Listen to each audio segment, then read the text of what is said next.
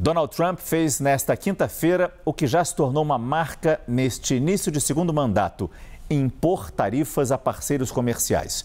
Desta vez, os alvos são nações que cobram taxas sobre produtos americanos, encarecendo tudo que é feito lá nos Estados Unidos. São as chamadas tarifas recíprocas. Não foram poupados países aliados e a lista é extensa. E assim como em outros decretos, as tarifas não começam a valer a partir de agora. A ideia é dar tempo para as nações tarifadas negociarem com os americanos. Uma delas é o Brasil, que foi o primeiro país citado na lista publicada pela Casa Branca. A tarifa em cima do etanol brasileiro é de 2,5% e pode subir para 18%, que é o índice cobrado pelo Brasil ao etanol americano. Além de elevar as tarifas dos países que cobram muito de produtos americanos, Donald Trump também alertou que países integrantes do grupo dos BRICS, do qual o Brasil faz parte, esses países podem enfrentar tarifas de 100%. A correspondente Priscila Asbeck fala com a gente direto de Nova York. Priscila, boa noite.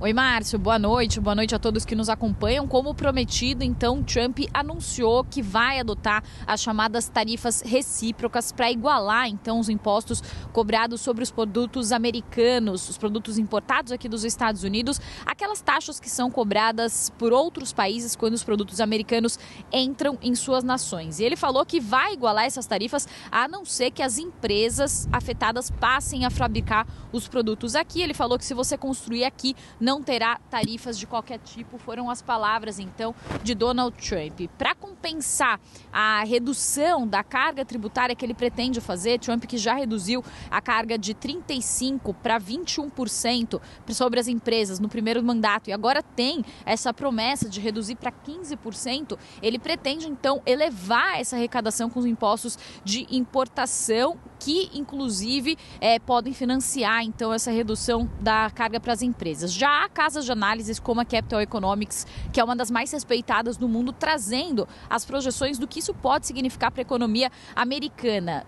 Segundo as projeções da Capital Economics, a tarifa sobre importação dos Estados Unidos, que hoje está abaixo de 3%, pode subir para 20%, e isso levaria a inflação americana, que hoje está em 3%, para casa dos 4%. Trump foi questionado sobre isso e ele falou que os preços não necessariamente vão subir e falou que, no fim das contas, o preço pode subir um pouco, mas apenas no curto prazo. Como você disse, Márcio, essas tarifas não têm prazo imediato para serem aplicadas, devem começar no dia 2 de abril e essa é uma medida proposital justamente para que os países tenham tempo de negociar com Donald Trump. Isso mostra que Donald Trump pode ter falado dessas tarifas também como uma tática de negociação. Então, ele ameaça colocar essas tarifas para que os países ofereçam concessões aos Estados Unidos, como compras de produtos americanos ou então reduções dos seus impostos sobre produtos americanos. Trump também falou especificamente sobre o Brasil, como você disse,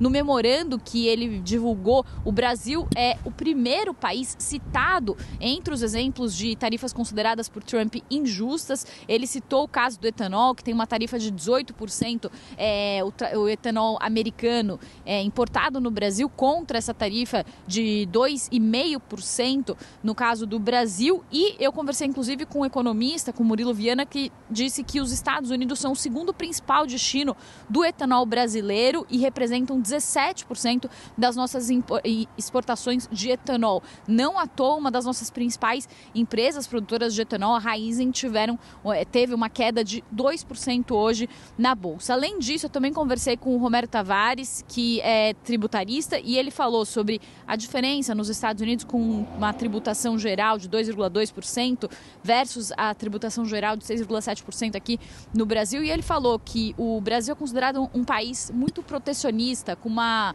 economia muito fechada. É por isso que o Brasil acaba sendo um dos principais alvos dos Estados Unidos. Para terminar, Márcio, nas palavras dele, o Brasil é culpado de todos os crimes pelos quais Donald Trump acusa, então, então, o Brasil de ser um desses países, então, protecionistas. Existem várias consequências previstas de inflação, mas também para a ordem mundial e também em termos de comércio global, com possíveis retaliações de países e o início de uma guerra comercial, além do fim de uma ordem mundial que foi criada com a GATT lá em 1947, uma ordem multilateral de comércio aberto, de livre iniciativa, que foi criada pelos Estados Unidos e que com essas medidas de Donald Trump são vistas como o fim e a decretação do fim dessa ordem mundial que funcionou há 75 anos. Volto com você, Márcio.